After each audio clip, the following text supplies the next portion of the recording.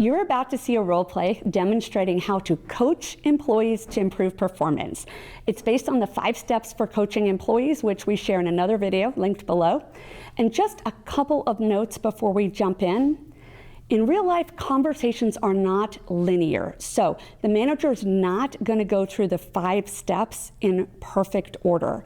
Instead, you're going to see what usually happens. He's going to go through the first few steps and then circle back up based on what the employee says.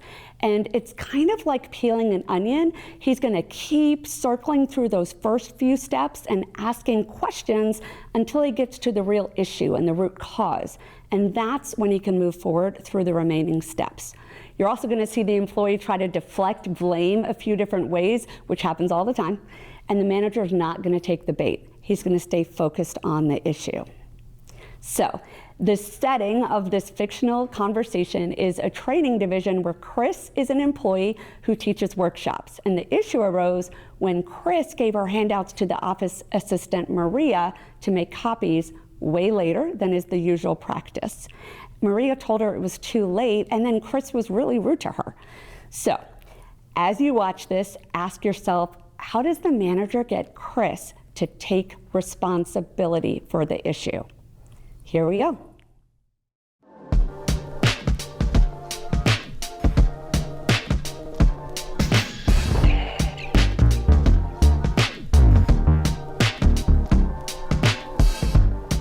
Thank you, Chris, for coming in to meet with me today. I'm a little concerned with what I witnessed this morning with your interaction with Maria. You were really short in the way you approached her today, and you said, hey, I don't know why you can't support me today. Your job is to support the trainers. How can you say no to me? What's going on? Well, I don't know why she said no to me. I mean, I really needed those handouts for this morning's class. And I mean, she's not that busy. You know, I have some concerns with what I just heard. One, you don't know what Maria has on her plate. She supports the entire team, not just you. Also, you know, as a team, we have made team norms that talk about being considerate of each other's workload. And third, you're a senior trainer on our team. And my expectation for you is a little bit higher in how you're to be a role model for the others on the team. And you weren't that this morning. I get that. I understand our team norms, and I mean, I will definitely not snap at her again. All right. Well, what will you do to fix that situation? Because I'm sure Maria is a little upset by how you approached her this morning. Yeah, I did not mean to kind of lose my temper like that. So I will 100% apologize to her as soon as we're done here. And if I'm ever really rushing before a class and I feel like all those emotions happening, I'll make sure to take deep breaths so I don't end up taking it out on someone not meaning to. Okay, and that's good with your relationship for Maria. But what about the other issue, the issue about turning in your materials late to her? Our team norm is to get our materials to Maria 2 weeks before the deadline, so she has time to take care of that. You're right. And again, I know our norms, and I was all set to give them to her at the 2-week point, but then I started thinking of some other things, and I thought, okay, let me just add this, or let me just add this. And then that kind of kept going, and I ended up working on it till midnight last night. Last minute bursts of creativity will happen. And so, you know, I think the concern is that pattern of behavior that I've noticed over the last 3 months of you turning in materials late, twice in the last month. So you're right. I took this class called Myers-Briggs Type Indicator. It's a personality assessment. And I found out, so we did our own personality test assessment. And I found out that I'm a perceiver. And what they said was perceivers get these like last minute bursts of creativity right when the deadline hits. And that the closer they get to the deadline, the more their, ideas flow and everything. And so, I mean, it was hilarious in class. I'm just going, they followed me, because that's totally what happens. And I mean, that's what I learned, that it's my style. And I don't think we can change our style. We don't want to change your style. You are who you are. The concern is when your natural style negatively impacts Maria. I mean, I get that. There's also positives, though, to my natural style because, like, I get the highest evals in class when I teach class. I mean, not to boast, but that's a time it's really working. And I mean, at my last job, I had the same style, and the difference was Sally, she was our assistant, and she was super flexible. So, I mean, it just worked. You know, my concern isn't with your expertise in the classroom. Your evals speak for themselves, right? Like, you do well. Thank you. The reason we're here today is to talk about your behaviors regarding the capabilities of communication and leading others, right? You know, we do have that team norm to get materials to Maria 2 weeks before the deadline, and you didn't do that. No, you're exactly right. And I mean, I guess I got to get more organized. Okay. So what specifically can you do to be more organized, do you think? Well, so one thing I might be able to do is, because I get kind of bursts of creativity right before deadlines, maybe I could create some mini deadlines along the way, and hopefully that'll happen earlier. Or I could even come up with kind of a punch list of to-do items, or I could work with Selma, because she's so organized on our team, and she could help me with timelines when I'm starting the project. Okay. So to summarize what you said you could come up with mini deadlines. Yeah. A punch list of to-do items. Yeah. And also work with Thelma to create timelines to help you better plan when things need to happen as you prepare for your classes. I think those are great in getting your materials to Maria before 2 weeks before the deadline, right? But you mentioned that you were up till midnight. And so I think the last minute burst of creativity will continue to happen for you. That's not going to change, right? Right.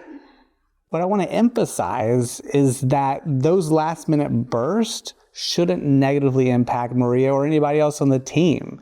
So what can you do differently when you have those last minute ideas?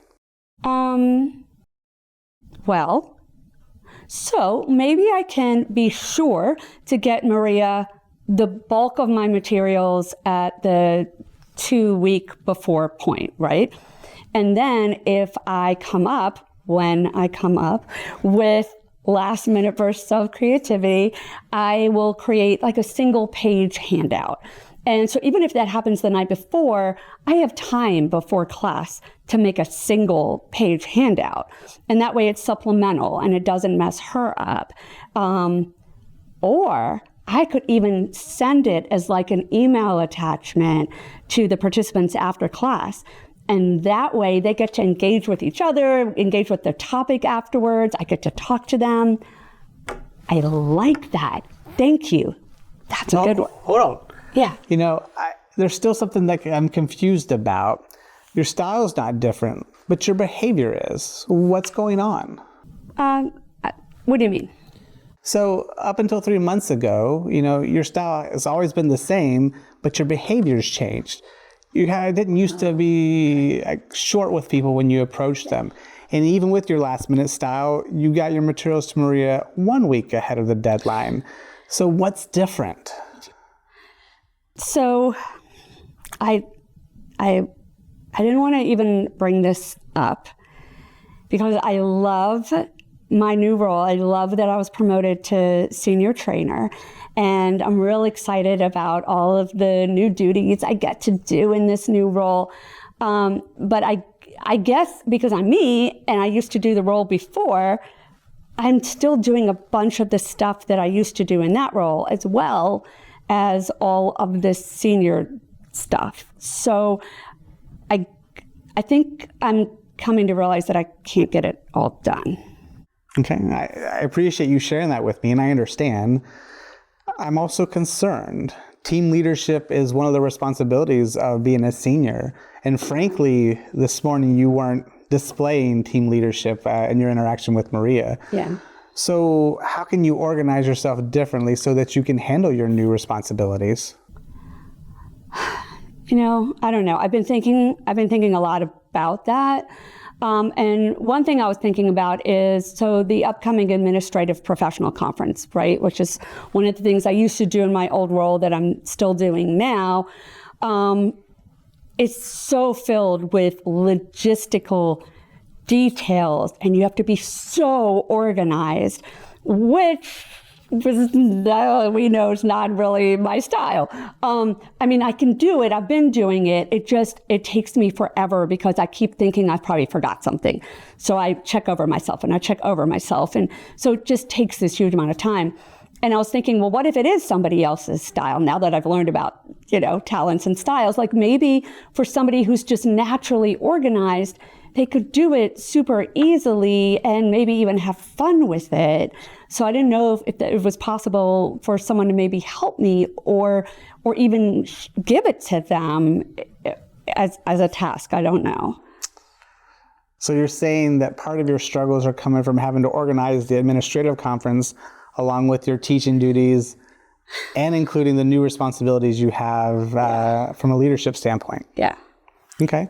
I think it's reasonable to see if there's someone who has an interest in the administrative conference or whose workload will accommodate it. I think someone may find this to be an exciting assignment, right? I can't commit to that change, but I'll start the conversations. Thank you. Why don't you summarize what you're going to do moving forward? Okay, well, definitely start by apologizing to Maria. You're right, that was not team leadership. I didn't mean to raise my voice. I will 100% do that as soon as I get out of here. And then as far as organization is concerned, we talked about mini deadlines, hoping to get creative earlier, and punch list of to-do items, getting Thelma's help on just some timelining beforehand. And then creating, if I get that last minute burst of inspiration, a single page handout that I can either make copies that morning or, and this is the one I'm excited about, I can email it afterwards and kind of keep that conversation going. I like those. And I have faith in you, Chris, and I have faith as you progress and try to organize yourself so that you can move forward. Just want to recap for me, I will start the conversations about seeing who may be available for the administrative conference, and I'll keep you in the loop as I hear what people can do.